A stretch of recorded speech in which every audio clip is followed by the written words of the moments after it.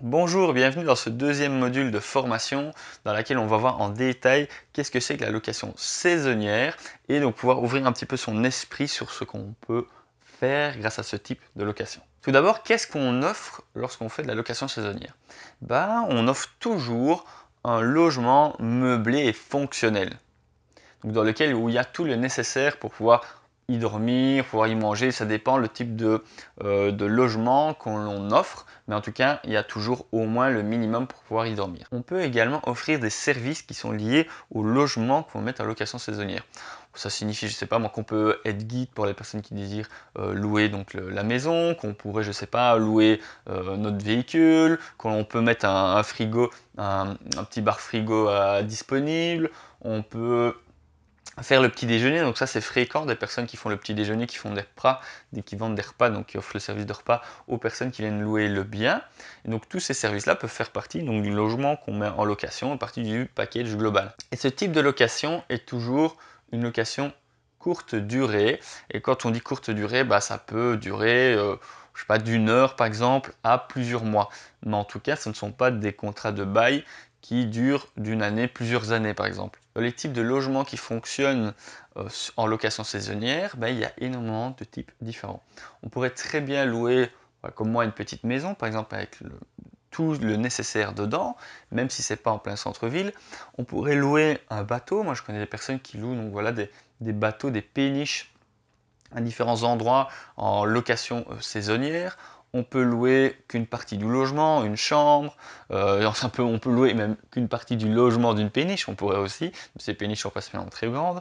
On peut louer une tente dans son jardin, si on a un endroit, s'il fait bon, etc., qu'on a une grande tente et que c'est confortable. Il y a des personnes qui sont un petit peu aventurières et qui, pour payer un peu moins cher, loueront peut-être ce type de logement. Pourquoi pas, presque tout est louable.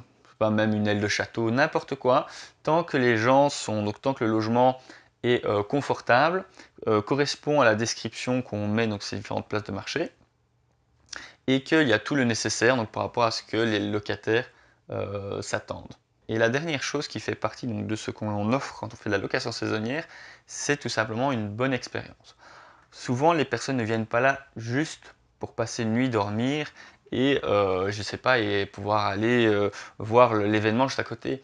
Ils louent également une maison pour d'autres critères qui sont l'expérience globale qu'ils vont avoir en louant ce type de bien. Ça peut être parce que il y a quelque chose dedans, il y a des fonctionnalités, il y a des pas des fonctionnalités, mais il y a des, je sais pas moi, la possibilité par exemple de pouvoir faire son ménage, pouvoir laver ses vêtements. Peut-être parce que justement euh, le décor apporte vraiment une plus-value au bien et que donc du coup les personnes viennent vraiment pour l'expérience du décor, pour pouvoir profiter de cette atmosphère que vous avez mis en place dans le bien que vous avez en location saisonnière,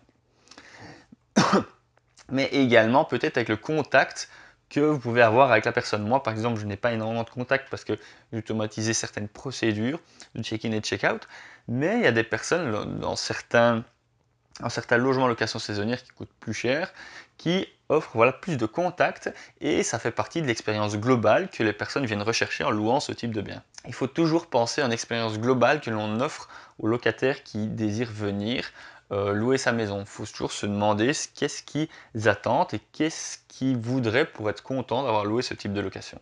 Quels sont les avantages de la location saisonnière? Il y en a toute une panoplie. La location saisonnière, ça offre aussi une certaine garantie par rapport aux locataires. Enfin, pas spécialement une garantie, mais en tout cas, les locataires, même si on va avoir des locataires très désagréables qui peuvent abîmer notre bien, casser des meubles, moi, j'en ai eu un il n'y a pas très longtemps, ben, ce locataire-là, après un certain moment, il part. Il a un autre logement, il habite quelque part, il ne va pas venir squatter la maison. Et donc forcément, on n'a pas spécialement une perte locative parce que le locataire squatte. Ça, c'est un grand avantage parce que en Belgique, on peut très bien avoir un locataire à qui on loue donc une maison en location nue, donc en location traditionnelle sur plusieurs années, et qui à un certain moment arrête de payer le loyer. Et malheureusement, les procédures sont très complexes pour pouvoir mettre dehors un locataire. Ça peut prendre plusieurs mois, 6 mois, mais ça veut dire que ça peut avoir donc 6 mois de vacances locatives dans lesquelles on ne paye pas, on ne reçoit pas de loyer et pour lesquelles on va peut-être devoir payer autrement l'emprunt par exemple qu'on en a sur la maison. La location saisonnière, c'est très différent parce que même si on tombe sur un mauvais locataire, ben, la durée de vacances locatives et puis de toute façon, on a beaucoup moins de chances d'avoir de squatteurs. La deuxième, c'est qu'on a la possibilité de faire un beaucoup plus gros chiffre d'affaires. Si on combine un petit peu tout ce que j'ai dit donc, dans les slides précédents, donc qu'on offre vraiment une super expérience, qu'on offre des services en plus que notre bien, etc. Alors même si on y investit du temps et peut-être un peu plus d'argent, on peut vraiment gonfler le chiffre d'affaires par rapport au bien que l'on a et donc voilà au final gagner plus d'argent. Alors ici, je ne parle pas encore de fiscalité, de façon de gérer, mais attention que voilà, quand on offre des services, on sort un petit peu du cadre immobilier, donc du coup, on est taxé différemment et la gestion se déroule de manière différente également. Un troisième avantage qui est vraiment intéressant, c'est que l'on peut prendre possession du bien presque quand on veut.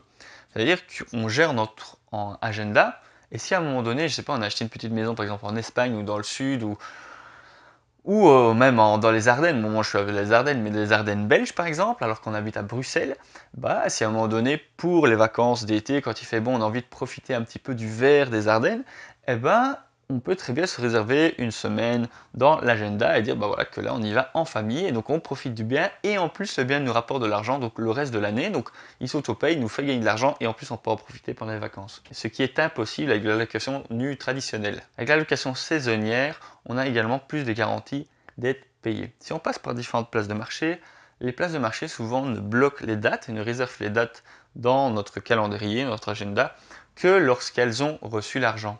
Donc du coup, nous on a une garantie, en fait la place de marché nous garantit qu'elles ont de l'argent pour nous dès que la personne arrive. Donc dès que la personne arrive, souvent le lendemain ou quelques jours après, on reçoit l'argent des places de marché, et je n'ai jamais reçu d'impayé de la part des places de marché. Alors qu'évidemment, la location traditionnelle, là, si le locataire ne paye pas, on ne reçoit plus l'argent. Et un des derniers avantages que je citerai donc ici dans cette vidéo, c'est l'avantage de pouvoir louer même des parties de biens immobiliers. Alors ça, c'est extrêmement puissant.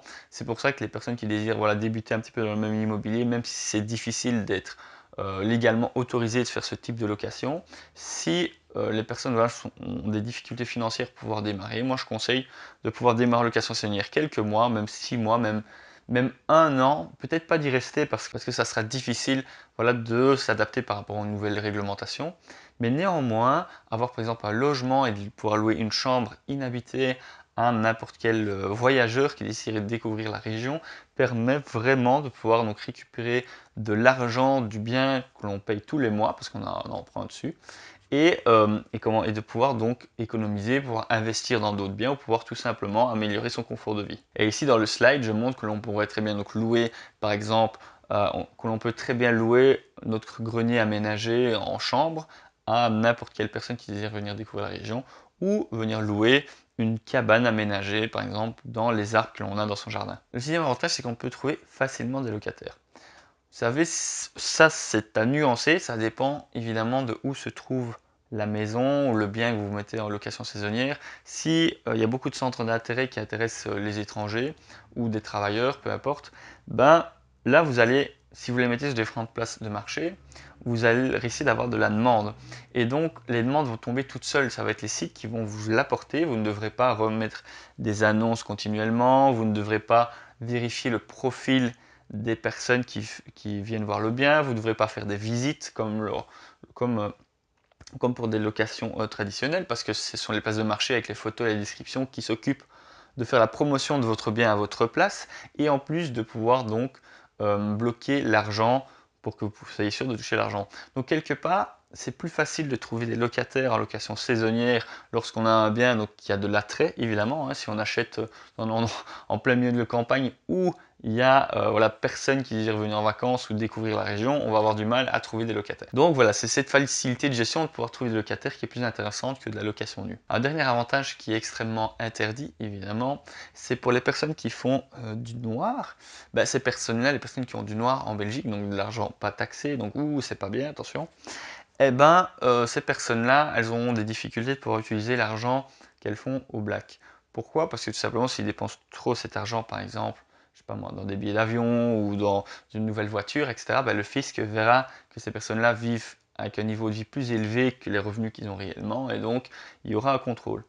Alors l'avantage avec la location saisonnière, c'est qu'en fait on peut blanchir entre parenthèses cet argent. Donc il y a certaines personnes qui le font, qui prennent voilà, l'or noir, qui le mettent sur leur compte et qui disent tout simplement que leur bien a été loué pendant 2 semaines sur Airbnb, ou qui voilà, ils ont eu un locataire qui a loué pendant 2 semaines le bien. Alors il faut savoir qu'on est un petit peu taxé, évidemment, il y a un petit peu des frais quand même sur cet argent-là, mais beaucoup, beaucoup, beaucoup moins que les taxations sur le travail en Belgique, parce que bon, on le sait, si vous regardez cette vidéo, c'est que vous êtes un belge, et donc en Belgique, la taxation sur le travail est l'une des plus hautes du monde, mais pas sur l'immobilier.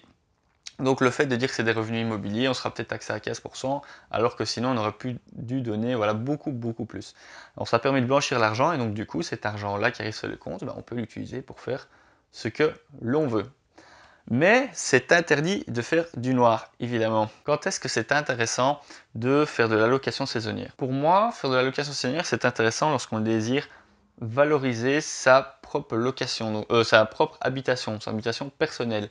Lorsqu'on a déjà, par exemple, une capacité d'endettement moindre, parce qu'on a déjà dépensé, on a déjà un gros emprunt sur le dos, parce qu'on a acheté une grosse maison, etc., qu'on a fait des travaux, qu'on n'a pas la possibilité d'économiser beaucoup d'argent, qu'on est un petit peu bloqué financièrement, donc pouvoir faire des investissements externes, bah, la location saisonnière peut vraiment permettre d'essayer de rentabiliser une partie du bien immobilier qu'on en a acheté, de pouvoir donc alléger le coût que celui-ci a sur les différents salaires, donc si vous êtes deux ou si vous êtes tout seul, et, euh, et donc du coup de pouvoir donc avoir une marge financière, pouvoir économiser et peut-être pouvoir acheter autre chose. Mais pour ce type de location, donc même si au niveau financier ça peut être intéressant lorsqu'on est un peu bloqué, ben il faut avoir quand même du temps à investir. Il faut quand même faire des check-in, des check-out, faire de ménage, etc. Et même si on trouve des astuces pour pouvoir donc automatiser certaines procédures, avoir des personnes qui nous aident, etc., ben on doit quand même répondre aux questions et tout, ça nous prend quand même plus de temps que de la location nue qui, voilà, une location nue, lorsqu'elle fonctionne correctement, nous on n'a plus rien à faire, c'est le locataire qui paye, et donc on paye juste l'emprunt à la banque et le précompte immobilier, et c'est tout. Donc on n'a presque aucune gestion immobilière lorsque l'on fait de la location nue, qu'on a un bon locataire qui reste depuis des années. Dans le cas de la location saisonnière, c'est pas du tout le cas.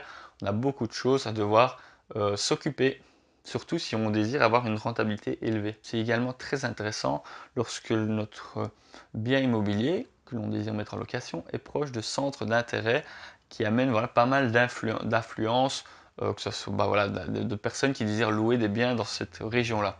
Surtout si voilà, le prix de l'immobilier, je sais pas, est assez élevé, que les rentabilités en tout cas location nue sont assez basses, que c'est difficile d'avoir une bonne rentabilité, bah, la location saisonnière, s'il y a beaucoup de centres d'intérêt tout près, peut nous permettre de louer le bien quand même à un certain prix et peut nous amener une rentabilité beaucoup plus élevée. Cette vidéo de formation sur ce qu'est la location saisonnière est terminée, et bah, merci d'avoir regardé la vidéo jusqu'au bout et d'être voilà, fan de mon contenu, et on se retrouve très bientôt dans la prochaine vidéo de formation. Soyez forts, à très bientôt, ciao!